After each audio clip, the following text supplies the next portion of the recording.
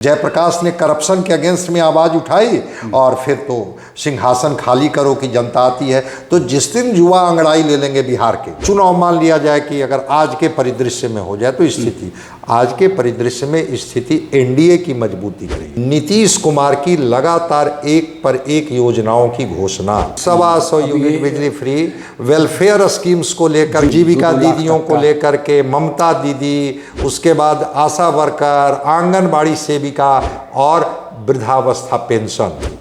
लगेगा कि ये संसाधन मेरा, ये धरती मेरी, ये जमीन मेरी, और ये जाति पाति में बांट करके ये पार्टियां जो हैं हमारा शोषण करती है। टॉयलेट क्लीनर कह के कैसे संबोधित किया गया था बिहारियों को।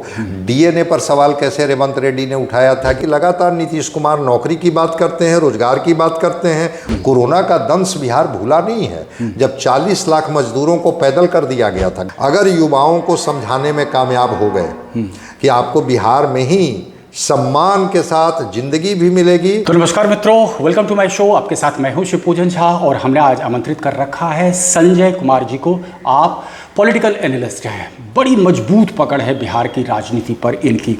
विश्लेषण करते हैं कि वर्तमान परिस्थिति में अगर चुनाव कराए जाएं तो आखिर किसका पलड़ा भारी दिखेगा। संजय जी, सीधा सवाल आपसे ही करना हम चाहते हैं कि अभी अगर चुनाव तुरंत करा दिए जाएं तो आपको क्या लग रहा है कि किस पक्ष का पलड़ा आपको भारी दिख रहा है? मैं क्यों ये सवाल कर रहा हूं, क्योंकि मैं देख रहा हूं कि प्रशांत किशोर बहुत ज़बरदस्त तरीके से छाए हुए हैं and he is hitting left right centre, किसी को छोड़ नहीं रहे हैं। प्रमाण के साथ आकर के टारगेट कर रहे हैं, चाहे बीजेपी की टॉप लीडरशिप हो या राजद की लीडरशिप हो। कांग्रेस को तो ओपन चैलेंज कर रहे हैं कि अगर दम है तो कांग्रेस अकेले चुनाव मैदान में उतार करके देखे। दूसरी बात, हमने देखा कि बिहार की राजनीति इन दिनों बहुत गरमाई हुई है। आपका बीडी बिहारी ये कनेक्शन हो रहा है, एसआईआर पर राहुल गांधी सड़कों पर उतरे, तो आपको क्या होता हुआ दिख रहा है? देखिए, चुनाव तो अब अपने समय पर होगा, लेकिन कहा जाए कि अगर आज की तारीख में चुनाव के क्या रिफ्लेक्शन दिख रहे हैं या अभी जो सिनेरियो है वो क्या है। क्योंकि होता क्या है कि चुनाव के समय में कुछ ऐसे कारण आ जाते हैं जो चुनाव को एक टर्निंग पॉइंट दे देते हैं। जिस तरफ आपने इशारा किया, मैं बारी बारी से सब चीज़ों को ये कर देता हूँ। प्रशांत किशोर जी की चर्चा से ही मैं अपनी बात को शुरू करता हूँ। बिल्कुल एक हिटिंग फैक्टर है, इशूज़ को लेकर के लोगों को इंस्पायर किया है, इस फैक्ट से कोई डिनाई नहीं कर सकता है। ये सच दिख भी रहा है सड़कों पर भीड़ और कनेक्टिविटी की, कैसे वो लोगों से कनेक्ट हो रहे हैं, युवाओं को कैसे वो अपने तरफ जोड़ रहे हैं और कैसे वो कह रहे हैं कि एक हम अलग बिहार बना करके आपको देंगे जिसके हिस्से में शिक्षा आएगी, चिकित्सा आएगी, भ्रष्टाचार से मुक्त होगा। बातें अच्छी कर रहे हैं और भीड़ भी उनको सुन रही है।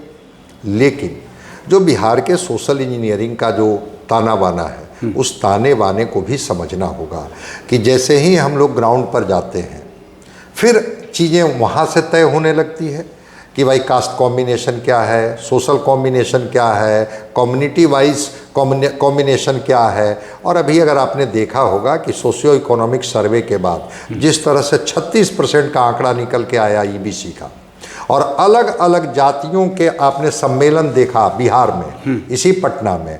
मैं पहले इतना सम्मेलन नहीं देखता था कि आज पान समाज का है, कल ताती तत्वा समाज का है, हलवाई समाज का है, तो विश्वकर्मा समाज का है, तो कुम्हार समाज का है। अति पिछड़ा जातियों में जिस तरह से अपने सामाजिक चेतना को लेकर के जागृति आई है, तो एक उनकी हिस्सेदारी की भी बात की जा रही है। देखते हैं कौन सी पार्टी कितना उनको एकोमोडेट करती है, कितना वो टिकट लेने में ये हो जाते हैं।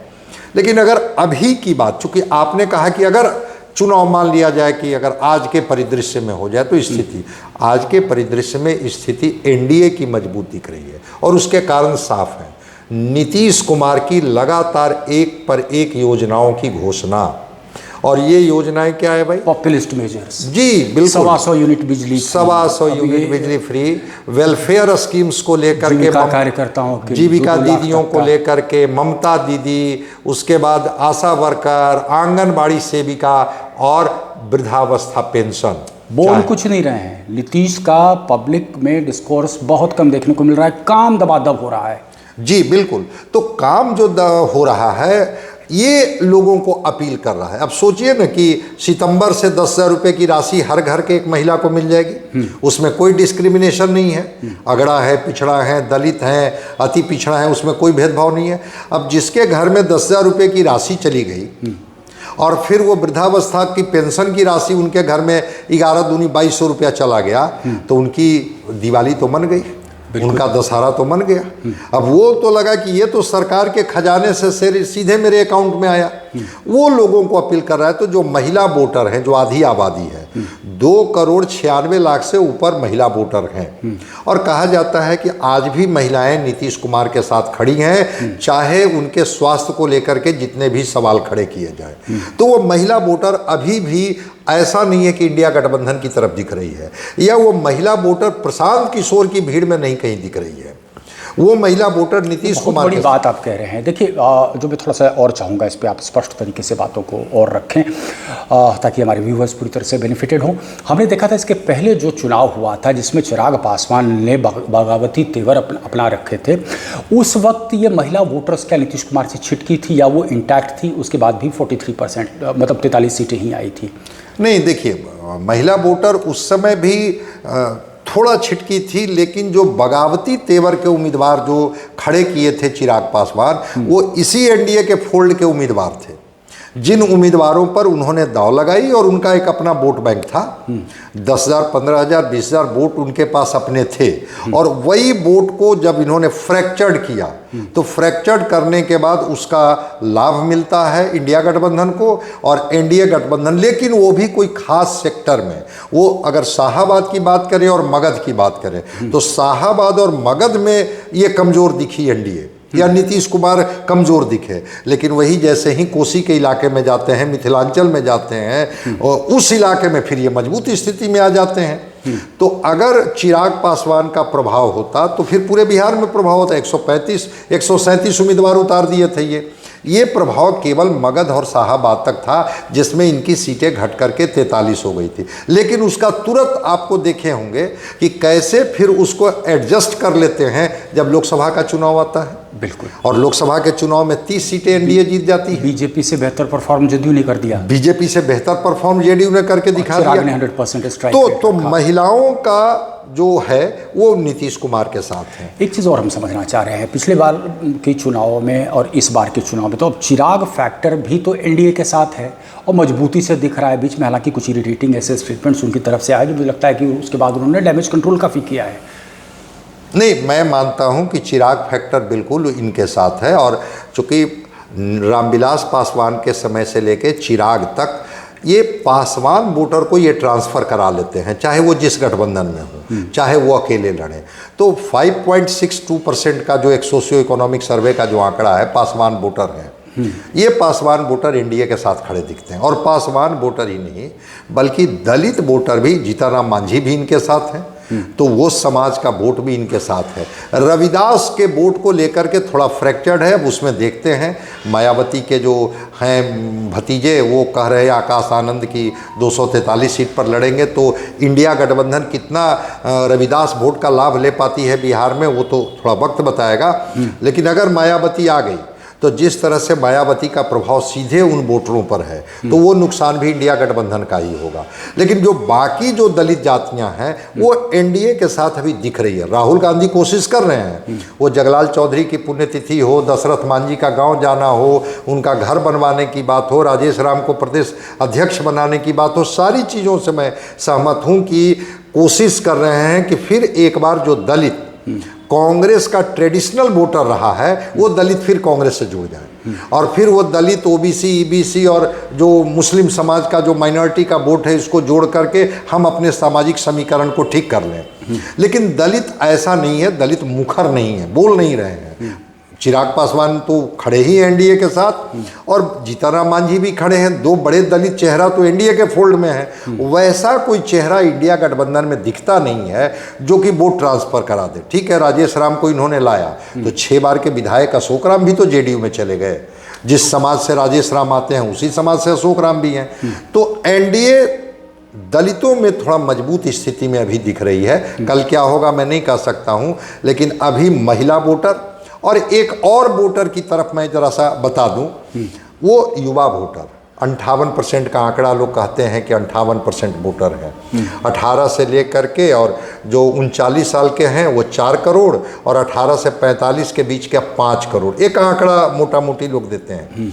अगर ये 58% युवा वोटर हैं और युवाओं के लिए जिस तरह से नीतीश कुमार ने कहा कि 1 करोड़ हम रोजगार 25 से 30 के बीच में देंगे, नौकरी और रोजगार दोनों को मिला करके, जिस तरह से डोमिसाइल को लेकर के नीतीश कुमार ने कार्ड खेला कि डोमिसाइल का लाभ हम अब तो 13-14% ही बाहरी होंगे, बाकी तो सब अब बिहारी ही हो गए। तेजस्वी ने जिक्र किया, उन्होंने इम्प्लीमेंट भी कर दिया और इम्प्लीमेंट भी कर दिया। ठीक है, तेजस्वी जी कहते हैं कि हमारे ही इशूज़ को ये अपने फोल्ड में ले आते हैं और नकलची कहते हैं।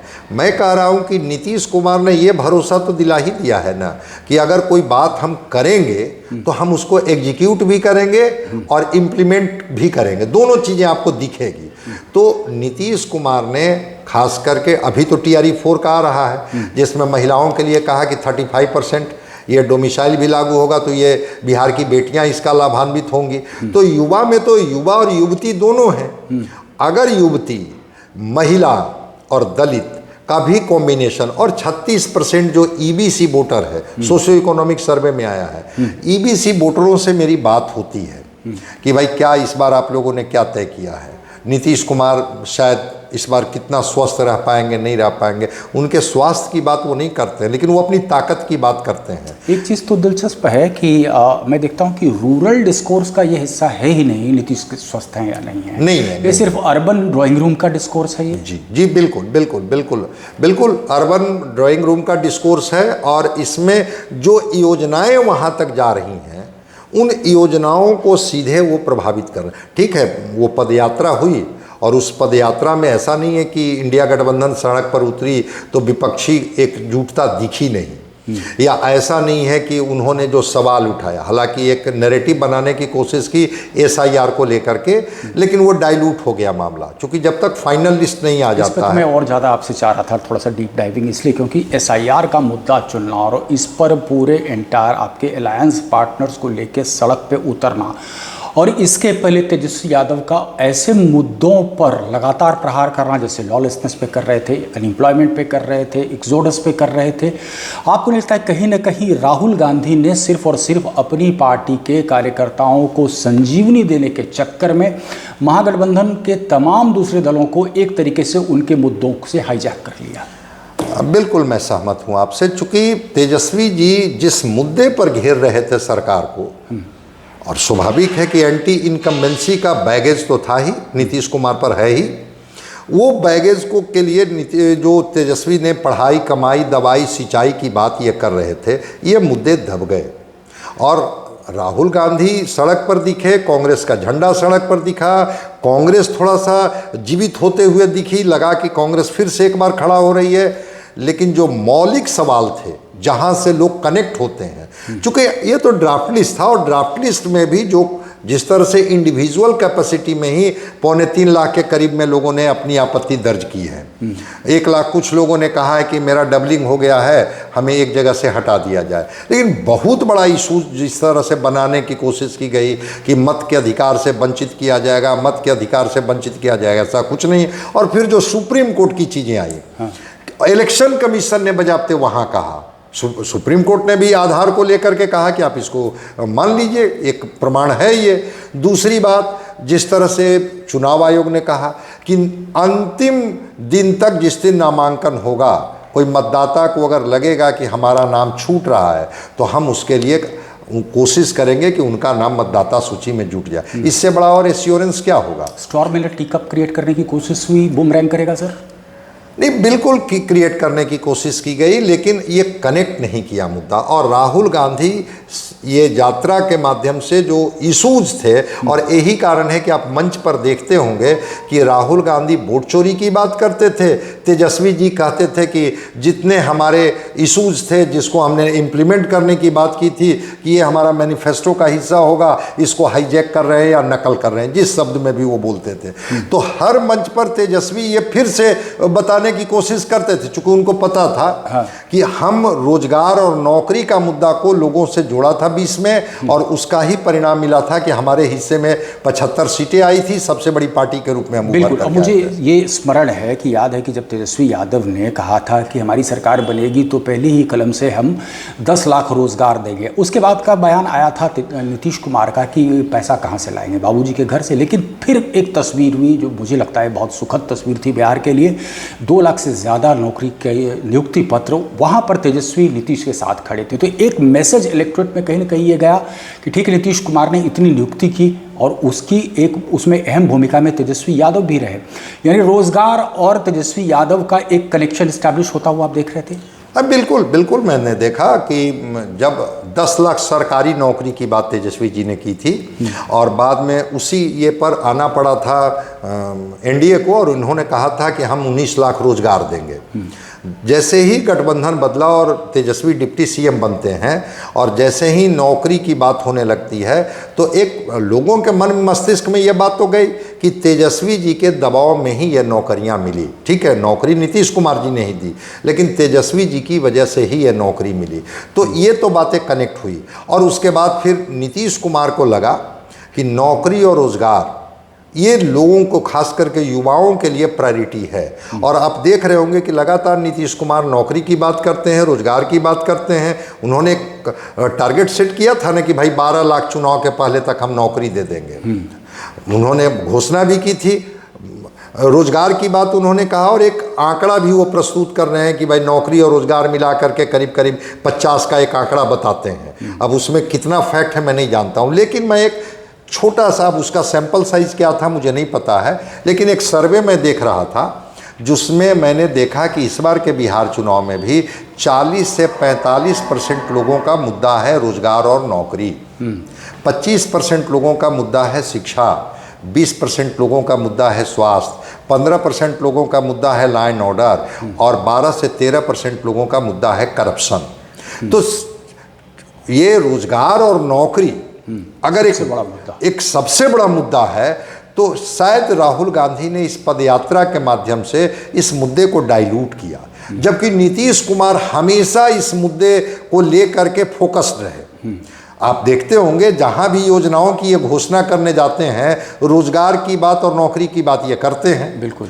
और लगातार जिस तरह से उम्मीद एक दे रहे हैं, अभी स्वरोजगार को लेकर के एक बड़ा कदम आया ना कि हर घर की महिलाओं के हिस्से में 10,000 रुपये की राशि जाएगी, और अगर वो 2 साल तक 6 महीने तक अगर वो ठीक से वो परफॉर्म करती है तो उनके खाते में 2 लाख, 1,40,40,000 जीविका दीदियां हैं, 11 लाख जीविका दीदियों का समूह है। सेल्फ हेल्प ग्रुप, कभी इन्होंने वर्ल्ड बैंक से 60,000 करोड़ रुपए का लोन लेकर के और इन्होंने इसको शुरू किया था बिहार में। आज उसी तर्ज पर 10,000 रुपये की राशि जैसे ही हर परिवार में जाती है, वो परिवार की मनोदशा बदल जाएगी।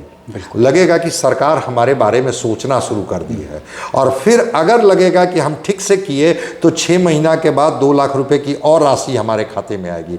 तो नीतीश कुमार सीमेंटिंग करना हो गया। आपको लग रहा है ना कि ये जीविका दीदी के माध्यम से एकदम वोट बैंक पर बिल्कुल कहते हैं कि उसकी सीमेंटिंग कर ली नीतीश कुमार ने, इर्रेस्पेक्टिव की हेल्थ कैसा है वो तो डिस्कोर्स का हिस्सा भी अब नहीं रह रहा है।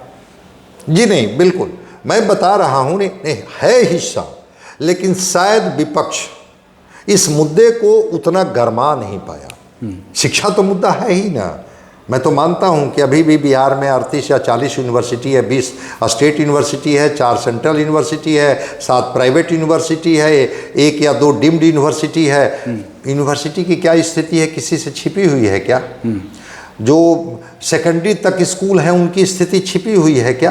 कि 76,000 स्कूल जहां सरकार के ही आंकड़े हैं कि 2 करोड़ बच्चे करीब पढ़ते हैं, क्या उनकी स्थिति है? इनरोलमेंट आपने बढ़ाया, लेकिन टीचर स्टूडेंट रेशियो क्या आपने बढ़ाया? वो एक सवाल है। लेकिन शायद विपक्ष इस मुद्दे को अगर गरमाता, जिस चीज को प्रशांत किशोर करने की कोशिश कर रहे हैं, प्रशांत किशोर स्वास्थ्य को लेकर के, शिक्षा को लेकर के, बेहतरी को लेकर के, पलायन को लेकर के प्रशांत किशोर मुखर हैं, और उनकी सभाओं में भीड़ इसीलिए जुट रही है कि प्रशांत किशोर की बात लोगों को समझ में आ रही है। कनेक्ट एस्टैब्लिश हो रहा है। कनेक्ट एस्टेब्लिश हो रहा है। उन्होंने कहा कि भाई आपने गैस का सिलेंडर के लिए वोट किया, आपको गैस का सिलेंडर मिला, लेकिन अगर आप अपने बच्चे की बेहतरी के लिए वोट नहीं करेंगे तो ना आपके बच्चे को शिक्षा मिलेगी, ना आपको चिकित्सा मिलेगी, ना आपके बच्चे को रोजगार मिलेगा। ये तो कनेक्ट प्रशांत किशोर इस काम को बड़ी मजबूती से उठा रहे हैं। लेकिन फिर मैं कह रहा हूँ कि सब कुछ के बाद भी प्रशांत किशोर जी की सफलता की गुंजाइश वहाँ जाके कम हो जाती है जहाँ बिहार का चुनावी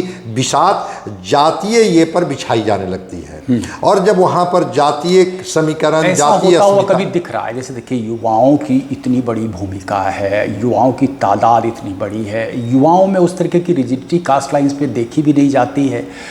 आपको लगता है कि वो कभी ना कभी वो टर्निंग फैक्टर हो सकता है, पाइवटल रोल प्ले कर सकता है युवा इस चुनाव में? नहीं तो कम से कम प्रशांत किशोर आश्वस्त हो सकते हैं कि भाई 20-30 तक वैसा माहौल बिहार में भी तैयार हो सकता है। एकदम हो सकता है, एकदम हो सकता है। पलायन का दंश झेलता हुआ बिहार, जहाँ से आपने बात शुरू की कि बिहार को बीड़ी से पर्याय माना गया, उससे तुलना किया गया कि जो है बिहार और बीड़ी दोनों कैसे शुरू होता है, और इसको क्या अगला जो लाइन था वो भी आपने देखा होगा जो उन्होंने ट्वीट किया था, टॉयलेट क्लीनर कह के कैसे संबोधित किया गया था बिहारियों को।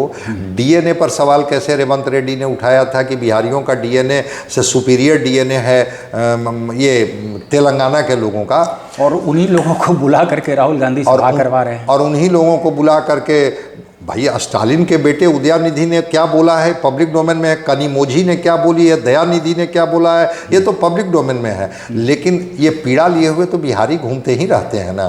कोरोना का दंश बिहार भूला नहीं है। जब 40 लाख मजदूरों को पैदल कर दिया गया था, गाड़ियां तक नहीं मुहैया कराई गई थी, अगर प्रशांत किशोर जिनके तरफ आप इशारा कर रहे हैं, अगर युवाओं को समझाने में कामयाब हो गए कि आपको बिहार में ही सम्मान के साथ जिंदगी भी मिलेगी और सम्मान के साथ रोजगार भी मिलेगा, तो युवाओं को कनेक्ट कर सकता है, युवा अंगड़ाई ले सकते हैं। और बिहार तो उसका प्रमाण है। इसी बिहार की धरती से 74 वर्ष का बूढ़ा जयप्रकाश नारायण निकले और पूरे देश में वो तो एक हॉस्टल में गर्म पानी की ही तो लड़ाई से शुरू हुई थी बात। आप तो उस समय बहुत ही एक्टिव जर्नलिज्म में थे, आपको याद होगा वो घटना की क्या था। उस हॉस्टल में गर्म पानी की लड़ाई से बात शुरू हुई, लेकिन उसकी प्रयोगशाला कहाँ बनी? इसी बिहार की धरती। जयप्रकाश ने करप्शन के अगेंस्ट में आवाज़ उठाई और फिर तो सिंहासन खाली करो की जनता आती है। तो जिस दिन युवा अंगड़ाई ले लेंगे बिहार के, लगेगा कि ये संसाधन मेरा, ये धरती मेरी, ये ज़मीन मेरी, और ये जाति पाति में बांट करके ये पार्टियां जो हैं हमारा शोषण करती है और हम भटकने के लिए विवश होते हैं, उस दिन तस्वीर बदल सकती है। इस सच्चाई के लिए स्वीकार करने में मुझे कोई दिक्कत नहीं है और इसमें बहुत वक्त भी नहीं लगेगा। जिस दिन युवाओं के मन में ये बात आ गई, उस दिन न वो कास्ट पर वोट करेंगे, न क्रीड पर वोट करेंगे, न कम्युनलिज्म पर वोट करेंगे। उनके वोट होंगे अपने और अपने भविष्य के लिए वोट होंगे। तो चीज़ें आ सकती है, मैं इस सच को स्वीकार कर सकता हूँ, बिल्कुल हो सकती है। तो देखना दिलचस्प होगा कि इस बार के चुनाव के नतीजे में कम से कम इस तहत इस ओर इशारा करने वाले सिल्वर लाइनिंग्स दिखते भी हैं या नहीं। संजय जी, आप हमारे साथ जुड़े, आपका बहुत बहुत धन्यवाद। तो मित्रों, आज की चर्चा में बस इतना ही, लेकिन हम आपसे आग्रह करेंगे कि हमारे चैनल को लाइक सब्सक्राइब आप ज़रूर करें, और ऐसे ही समसामयिक विषय पर हम पॉलिटिकल एनालिसिस आपके पास लगातार पेश करते रहेंगे। बहुत बहुत धन्यवाद।